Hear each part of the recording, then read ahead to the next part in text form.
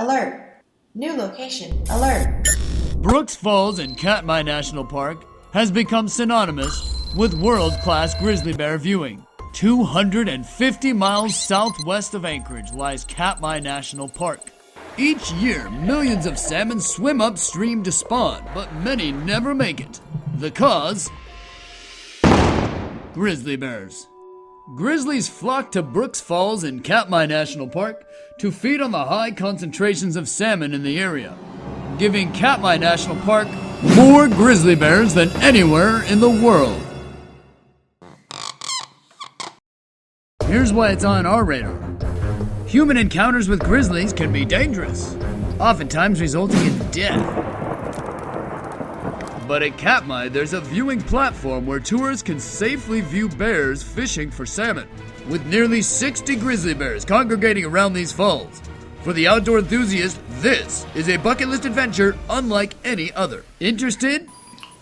Not so fast. Our report suggests the average tourist spends $1,000 a day after a 2-year wait list. That's where you come in.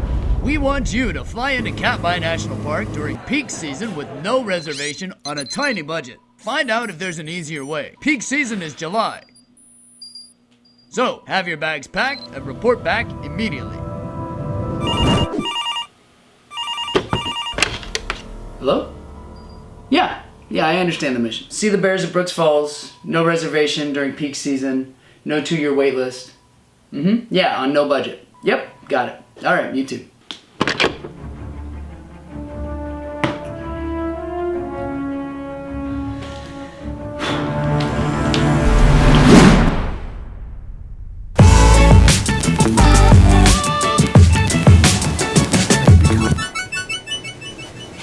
Well, I made it to Brooks Falls. Didn't do it alone. And it wasn't easy. Stealing my lines here. And it wasn't easy. First, I took a flight from San Francisco to Seattle. Then, Seattle to Anchorage. That's a long flight. Time to get comfortable. Once I touched down in Anchorage, I met with my friends Casey and April, and we were traveling in 3. Anchorage to King Salmon, Alaska. Flight number 3. That's Casey and April. Once we made it to King Salmon, it was time to load up for our last and final flight. A float plane from King Salmon to Katmai National Park.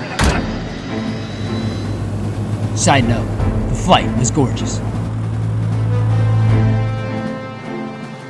Once we landed in Katmai, it was right on to training at Brooks Falls Bear School. Thanks for coming to Bear School. This is part of the routine for everyone who comes here. How we can be safe hiking in bear country. They teach you the basics of bear safety, what to do if you encounter a bear on the trail, and as soon as bear school was over, we could see why this training was so important. This is bear country. First bear. And with 15 minutes of bear training, no protection, and no map, we left Brooks Camp and hiked right into bear country to see if we could find a place to set up our tent. Because here's how it works.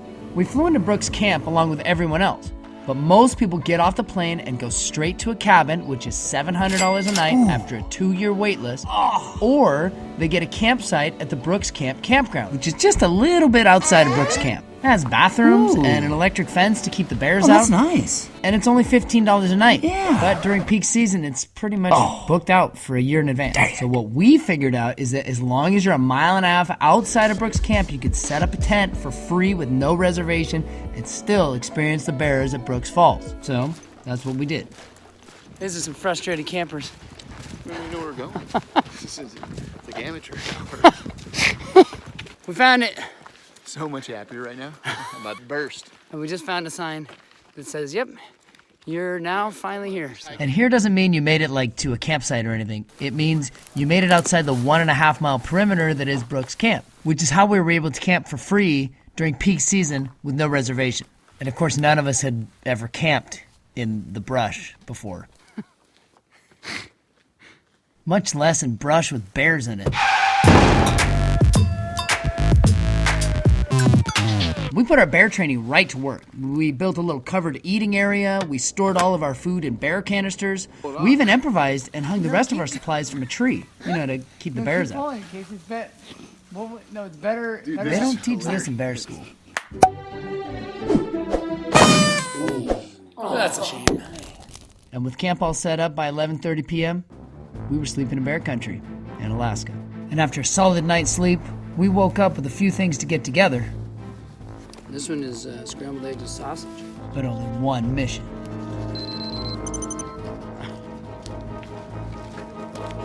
So we're heading out right now to go see Brooks Falls.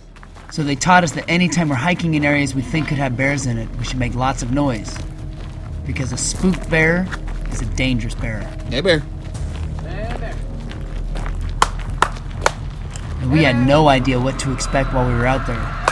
But we never expected this. Bear poop.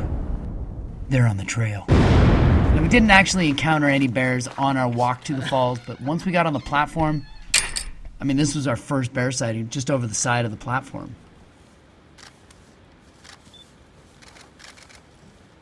There they go. Mission complete. That was easy. But we still stuck around. I mean, it's a cool spot. They literally built a platform you can walk on with wild bears below you that is right next to Brooks Falls where grizzlies fish for salmon. And there's so many salmon there that the bears sit out there all day and catch fish. And we sit out there all day and watch them. 35 bears. 35. 27. All at once. Almost too many bears. I'm gonna complain about it when we get Never back. too many. It was very peaceful watching the bears.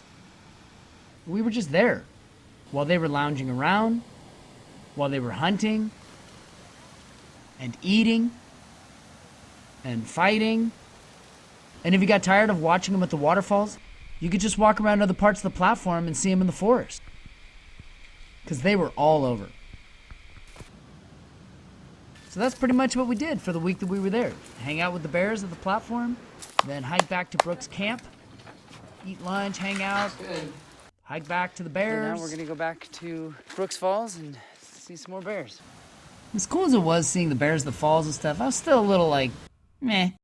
I mean, it was cool seeing the bears at the falls, but we were behind a railing, which feels like being at a zoo. And then we'd see bears around camp, but there were rangers everywhere to make sure you didn't get too close to them. Here, the bridge is closed for the moment, sir. If the bear comes down river. So I was a little bit disappointed to be that close to nature and still feel really sheltered from nature. So I was forced to just make the most of world-class bear viewing from behind a railing. One day we were hiking back to our tents, and I was particularly bummed to not get more up close and personal with the bears that day. When all of a sudden, a bear popped out! Oh, I see her. I see her. Now, mother bear with cubs, that's the most dangerous, unpredictable bear there is. And we had one backing us down on the trail. Yeah, she's right in front of us. We're backing off right now from a mom and baby bears. And she was not backing down from us. You need to go. It's not stopping. Once we figured out that animal wasn't stopping, we made lots of noise while we packed up our stuff, and then we hid in the bathroom like men. Those are small cubs. There's 4 of them.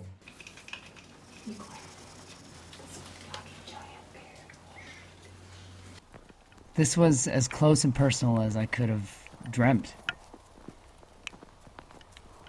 And after we got out of that bathroom, we got that kind of stuff all the time. There's one behind us. Hey, bear. Yep, okay. Get out of the way.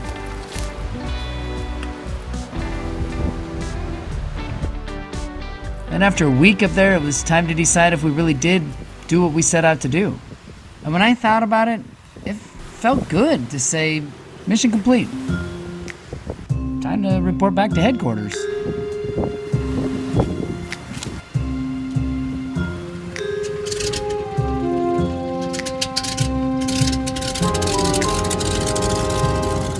Boy, did it feel good to be home. To get a decent shower. And a good shave. Even being back at the desk. It's just nice to be home. While it lasts. New location alert. New location alert.